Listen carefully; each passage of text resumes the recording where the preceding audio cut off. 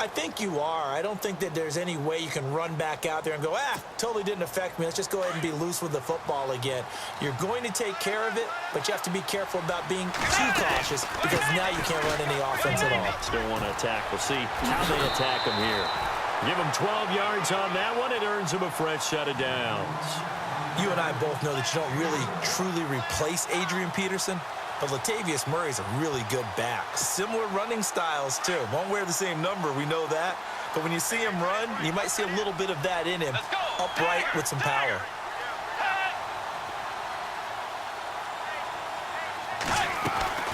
First down, Bridgewater. Pressure brought in, and the Falcons get there for the sack. Adrian Claiborne in there to get him for his second sack of the night. And that's his second sack of the game, but this player, disruptive in all phases, whether he's going upfield, coming underneath, you name it. He's a big-time guy you have to block. Second down, Bridgewater. Being chased out left. And he'll be brought down shy of the 40 at the 38-yard line. A nice job of eluding the pressure there, scrambling for 11. Partner was a definite passing down, but he was able to leak out and pick up some good yardage, even though the coverage was excellent. Maybe it's not exactly how they drew it up, but he still got a big chunk of yardage on second down. The Vikings on third down. A pretty woeful 0 for 5 thus far. This is 3rd and 9. Bridgewater. Buying time to his left. Got a man, it's right. At 21 yards there as they convert on third. We talk about mobility on quarterbacks all the time. Here's where it really pays off. Able to move, evade, and is accurate throwing on the run and picking up a first down. So after that big gain, let's see what else the offense has up its sleeve.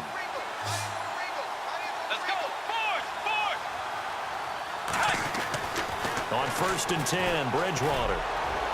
He's going to loft. Touchdown, Vikings. Stephon Diggs, 41 yards. And the Vikings are able to make this a close game again. Well, you know he can be explosive, and he's ultra-explosive there on the fly route. And you know how many times we've talked to coaches and we've had quoted back to us, well, you know something? When you execute really well, it doesn't matter if they know it's coming or not. But sometimes athleticism beats you as well. He just took off and went. And that's almost like one of your Turkey Bowl games, isn't it? Just go long, Backyard. man. I'll hit you. And it worked really well for them. Forbath out to kick this one away. This fielded a few yards into the end zone. And he will be brought down here at about the 17-yard line. Atlanta now coming out on the field. And they were able to punch it in the end zone last time. They'll be looking to do that again here for the defense. Obviously, they'll be looking to stop them from punching it back in the end zone. It always is punch, counter punch, isn't it? And which team has the advantage? Well, let's just go back. Last time on offense, they rolled downfield, got into a good rhythm. You can see a little more bounce in and out of the huddle. You can see the sideline really get into the game. So defensively, you're thinking to yourself, how do we take that away from them? How do we get the advantage back? Let's see what they come up with. I think pressure is always the first way to go. You love pressure. I love it. We'll see if they dial it up this drive. A loss of a full 3 yards, and now it's second down. That goes down as a loss against his rushing stats. But really, should he have to absorb that one? He had no chance on that play before they overwhelmed him. Pretty much on top of him before he could take his first step. And on the outside, they're playing press coverage. Back now in the East Bay. It's been a very hotly contested game to this point. Just a field goal separating these two teams.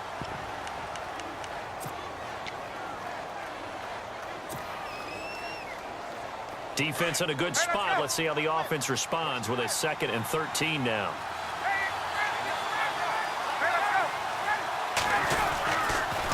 They toss to Freeman. Oh, he's got a little daylight. And he's going to get this one across the 30-yard line. That good for 19 and a first down. Do my eyes deceive me, or is he getting stronger as this game moves along? Burst seems just as good here in the fourth as it was way back in the first, doesn't it? I do believe someone put a lot of time in the offseason and continues to condition during the season in order to and that's caught inside the 35. And he takes this one down all the way near the 30. And that one results in 35 yards. And now a first down following that long gain.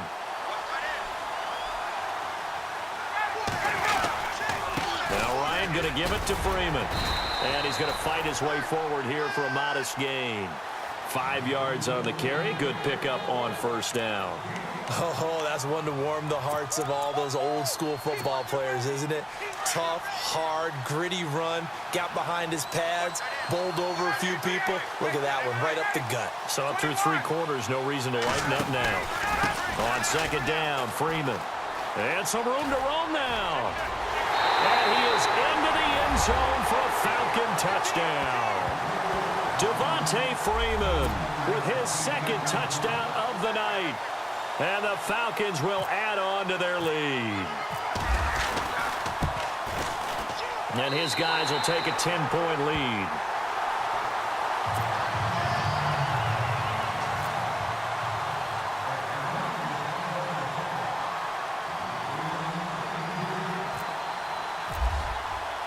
Here's Bosher to kick it away.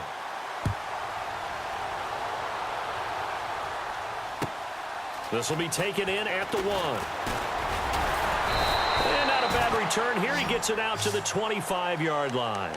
The Vikings offense now, they get ready to head back on the field. And that last drive, a long drive, but not just that, they had a great air attack going. Do they stick with that? I would think that they would, because if they were confident enough to do it on the last drive, starting backed up in their own territory, why would you change anything? They've got to be confident about what they're presenting and continue to do so. Yeah, because the secondary, they really look clueless. And that was amazing because that drive went and went, no adjustments, and no big plays by the defense to knock the ball away. Escaping the pressure right. His throw incomplete. You know, every time we talk with people about the most important quality for a quarterback to have in the NFL, what do they usually cite? Arm strength. Yeah, and that's really way down on the list. Accuracy is one of the bigger ones, maybe the foremost one. That's what he needed on that play.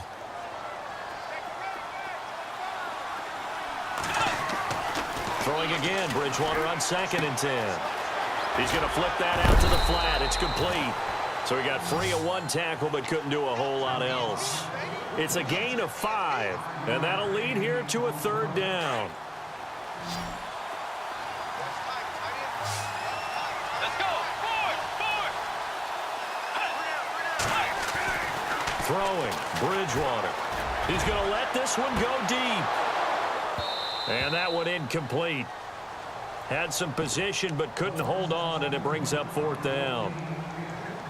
This defense is continuing to contest every deep ball that is thrown downfield. And, look, it doesn't matter whether you're playing man or zone. Eventually, that becomes man-on-man, and you've got to trust yourself and go up at that moment of truth and make a play on the football. And they're indeed going to go for it here on 4th down.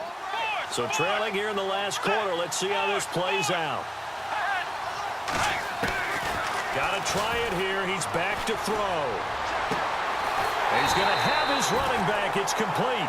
And he's got the first down as he's up to the 45-yard line. That'll be a gain of 16. And they're able to pick up the conversion here on 4th down. Bridgewater. He couldn't quite hold it. Got hit. Ball pops out. Incomplete. It's a lot of contact going on there, and in the end, unable to keep 2 hands on the football and bring it into his body. Everything looked pretty good until the finish.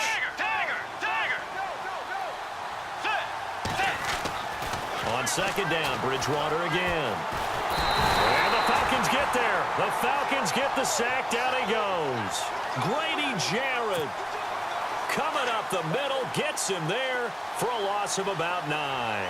3rd and long now after the sack. And we'll see if Bridgewater has a response.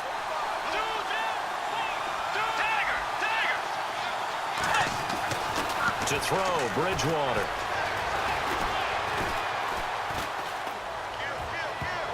And almost picked off. I guess the good news for them now, it's 4th down. I guess they're in a situation now, 4th quarter, where they're forced to take some chances, but I don't know that that was the type of a chance you want to take. And that one could very easily have been intercepted, and if it does get picked off, that could possibly seal this one.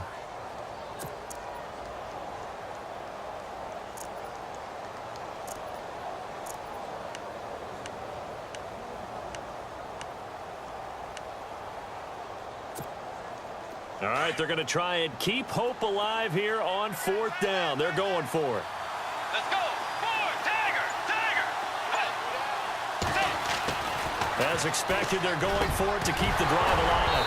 And no, it's incomplete. Boy, it looked like he had it and dropped it. And the Falcons will take control of the football in great field position. So out come the Falcons now. And that recipe on their last drive that resulted in a touchdown looked pretty good, so they'll be hoping to do that once more.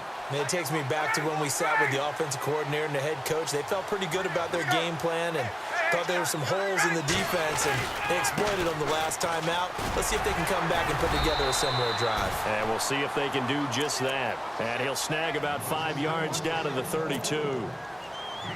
Well, at this stage, that's exactly what you want offensively. Good run on 1st down, stay in bounds, keep that clock rolling. And look at that play chart that the play caller has in his hands right now. That's what you got to focus in on, because that's divided up by sections. And right now, he's looking at that 4-minute offense section. What running plays do we have to bleed down the clock and take care of the football? Right now, they're executing really well. Time for a break. We're back to finish this one off after this. On 3rd down, Ryan. And he's going to drop this off to his fullback. And he'll work it inside the 30 to the 29-yard line. So fresh out of the 2-minute warning, and here's another timeout taken with 1:55 remaining. And with things looking pretty good on the scoreboard, they're going to keep the offense out there and go for it here on 4th. Here's Ryan. Eluding the pressure right. And intercepted. Maybe the turning point they need. Picked off at the 22. And he will return this one to the 30-yard line. Well, I get what he was trying to do. He was moving to his right and trying to shift the coverage, but instead he shifted the coverage also to the right and threw right into it for an interception.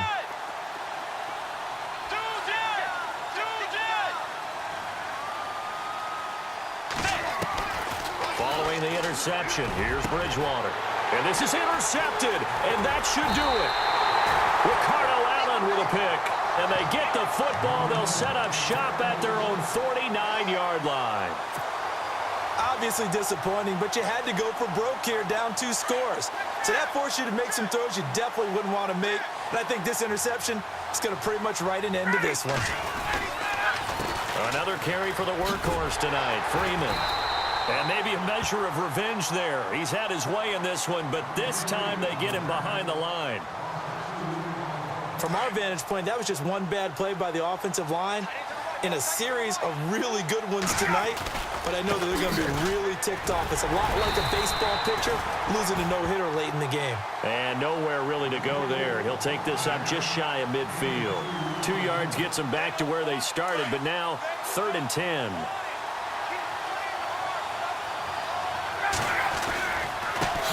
The former Indiana Hoosier here, Tevin Coleman. And he might have got this across midfield, not by much. They'll mark it down at the 49. Now here's a whistle and a timeout. It's called by the receiving team here. It'll be their 3rd and final timeout, so as they talk things over, we'll step aside. The offense is going to stay out there. They've converted twice, failed once so far on 4th down. Let's see what's in store here. Throwing now is Ryan. Dancing to his left. 20. He finds Coleman. And